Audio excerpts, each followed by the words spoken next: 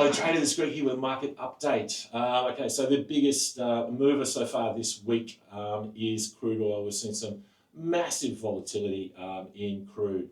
End of last week, crude was actually pushing back up towards $95. On Friday, it closed around $91. But over the weekend, we had a ceasefire between US and Iran, and crude oil dropped like a rock. Monday, gapped open minus 7%. And the selling continued yesterday aggressively.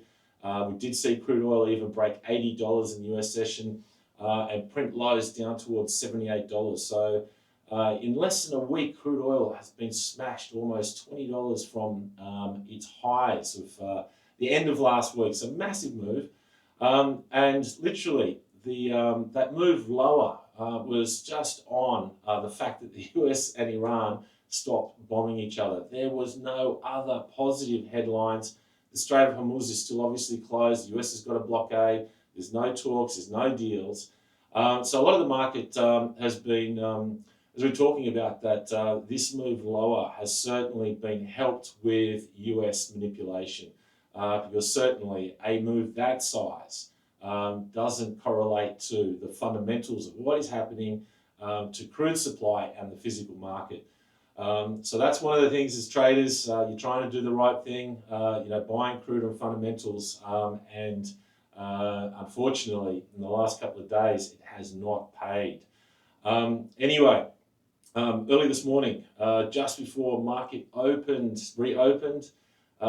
we got headlines that Iran had sent ballistic missiles to Jordan, trying to hit a US base there. So crude oil has gapped open higher, and actually went up almost 5% in 5 seconds. So being a crude trader at the moment, whether you are long or short, it has not been easy.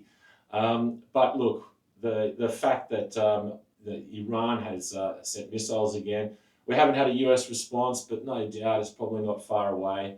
So I'd suggest probably being long crude again is the way forward, because look, it seems like they're not even close to making any sort of deals. And fundamentally, yes, with the supply issue, crude should be a lot higher than where it is at the moment, and it is still trading under $85. So anyway, so look, crude massively volatile. The other thing that's moving markets at the moment is we do have a Fed meeting at FOMC tonight. It's the second FOMC for the new Fed chair, Kevin Warsh. We have a market that is certainly a little bit stressed about this meeting.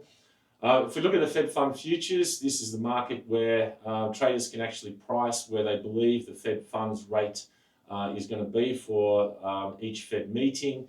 Fed Fund futures for this meeting at the moment has got a 70% probability that the Fed will keep rates at 3.5%, but there is a 30% probability that they may hike rates. Kevin Warsh is a new Fed chair. He has been hawkish. I'd suggest that those probabilities may be wrong. I think, as I've said before, I think it's probably more a 50-50 coin flip. So I would not be surprised if he did raise rates today. But the other thing is that the market is obviously concerned that even if he doesn't raise rates in this meeting, he is going to be hawkish. So we get a hawkish hold today. So that has been pressuring markets. So if we look at bond yields, even though we did have that massive move lower in crude at the start of this week, we didn't see a massive move lower in bond yields. And also, we didn't see the US dollar budge. Normally the US dollar would sell off in that sort of scenario, with crude off almost $20 from recent highs. Didn't do that. And we are seeing a stronger USD going into this meeting. And obviously we've got dollar yen pushing up towards 164. So yeah, look, if we do obviously get a rate hike, it is going to pressure markets. Probably will see equity sell off, probably see yields higher, and obviously the dollar bid. If for whatever reason that did not happen, markets are going to love it and we're going to see a big risk rally. But I'd assign a lower probability to that scenario. We also have, besides the Fed, so that's going to be very market moving, obviously, the Fed, and whatever happens there is probably going to directionally move the markets for the next week or so to come. Today is important here locally in Australia. We do have very important quarterly inflation numbers, and that's Q2 CPI coming out. So the headline CPI numbers for the second quarter looking around about 4.1%. It's a long way from 2%, where the RBA needs it. But the RBA trimmed mean, so this is the one that the market's really going to focus on. This is one that the RBA looks at more closely. Market there, the last number, last quarter, it was at 3.5%.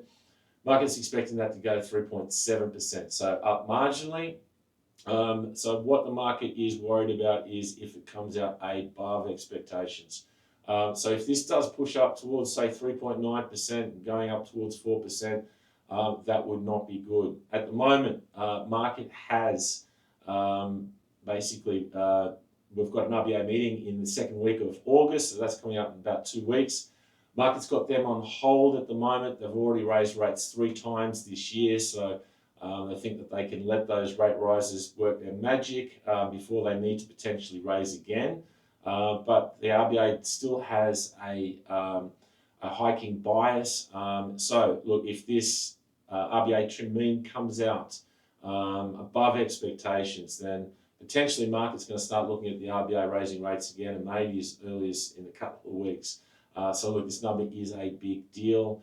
And obviously for local markets, for the ASX, if this comes out strong, I'd imagine we're going to see a lot of pressure on the downside there, and probably would help obviously the Aussie.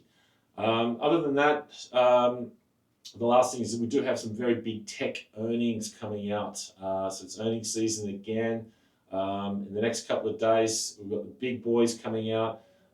Tonight after the Fed, market after the close, we do have Meta and Microsoft, and then tomorrow after the close, we've got Apple and Amazon. So we've got some huge tech earnings coming up. Obviously, that's going to be affecting S&P, Nasdaq, US equity markets. So look, there is a lot going on in the markets at the moment. But I'd suggest the most important, obviously, is what's happening with crude. Watch headlines there. If there's a US response and it starts escalating again and crude starts spiking even more, that's probably going to move the markets the most. But again, yes, FOMC tonight, obviously very important too. So a lot going on. Good luck with your trades. We'll check back in with you shortly.